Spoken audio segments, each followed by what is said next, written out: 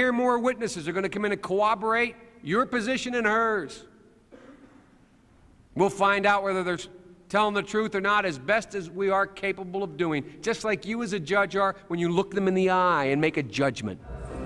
As I said from the beginning, this is about whether or not sexual harassment occurred. With me from the beginning and at this moment until the end. The presumption is with you.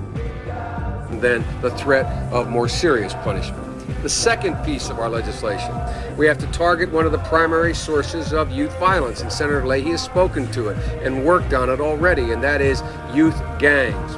We propose, as has been mentioned, to target gang paraphernalia by boosting the penalties for criminals who arm themselves with bulletproof body armor, deadly accurate laser sighting devices, and as Senator Leahy said, we have to create a new crime of interstate franchise spread of street gangs. Federalize every penalty committed by anyone who was in a gang, which would have meant that the entire federal system, which prosecutes 25,000 felonies a year, goes to that's what the for the entire nation is. It would have boosted that to 700,000 crimes that were eligible to be tried in federal court. This is a much more sensible approach, and it keeps us in the jurisdiction we should be in. The presumption is with you. Key arguments of President Clinton's 1992 campaign by saying, it's drugs, stupid, it's drugs. It's drugs, stupid, it's drugs. And it is. It is drugs. This statement is prey to drugs. Anecdotal for 1 second, went to one of our leading high schools, public high schools in my state, and one of the leading private high schools. In the midst of the campaign, asked them about what they thought about marijuana, how many thought it was harmless. 85% of the kids raised their hand. First time since the 1974 I've had a debate in a high school with children about whether or not, why isn't it legal? It's the old 1974 argument when I got started in this business. So we have to understand there are 39 million children under the age of 10.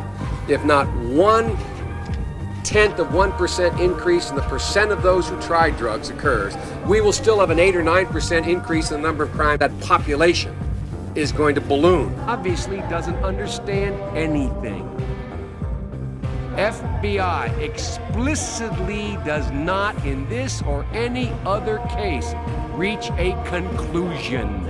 Read every provision of the crime bill and ask them what they are opposed to in the crime bill.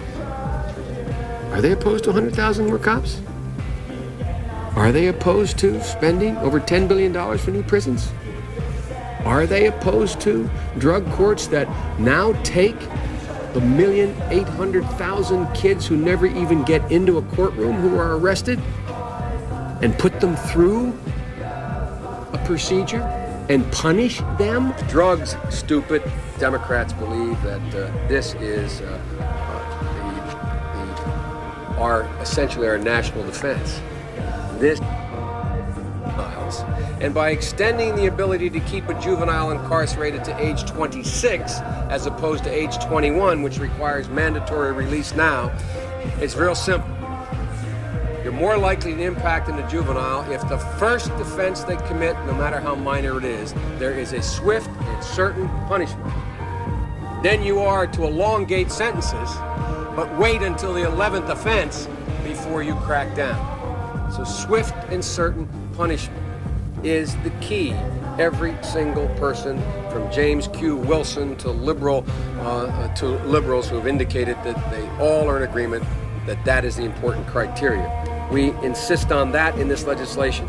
We create, as the President has suggested, juvenile gun courts, where juvenile gun offenders are tried and sentenced on an expedited basis. These are the essential elements to controlling juvenile crime. As every mother knows, immediate and certain punishment in disciplining kids is more important than the threat of more to cover 50,000 more children.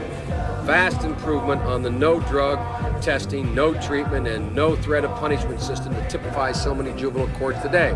600,000. 600,000. Convicted.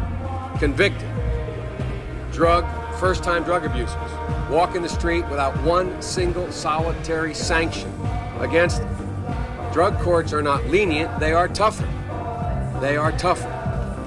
I was one of those who believed everybody said, oh, the way to get tougher on crime is just try every child who commits a violent crime as an adult. Sounded great. First study done, not the definitive study done, showed that the kids who were tried for violent crime in adult courts spent less time off the street in an adult prison than the kids who were tried in a juvenile court system. So, made me rethink whether or not that was such a good idea. If the purpose is to get him off the street, it obviously wasn't working. So, ladies and gentlemen, we Democrats believe that this is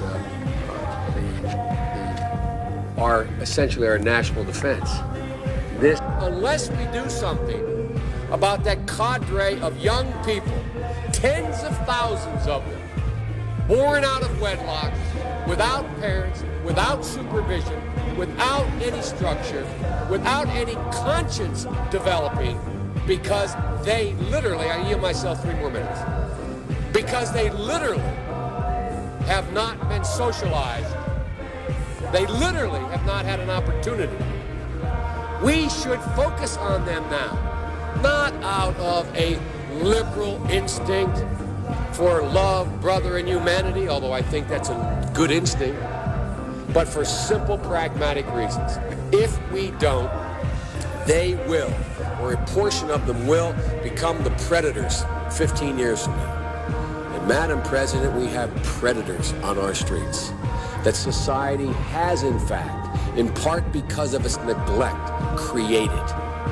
Again, it does not mean because we created them that we somehow forgive them or do not take them out of society to protect my family and yours from them. They are beyond the pale, many of those people.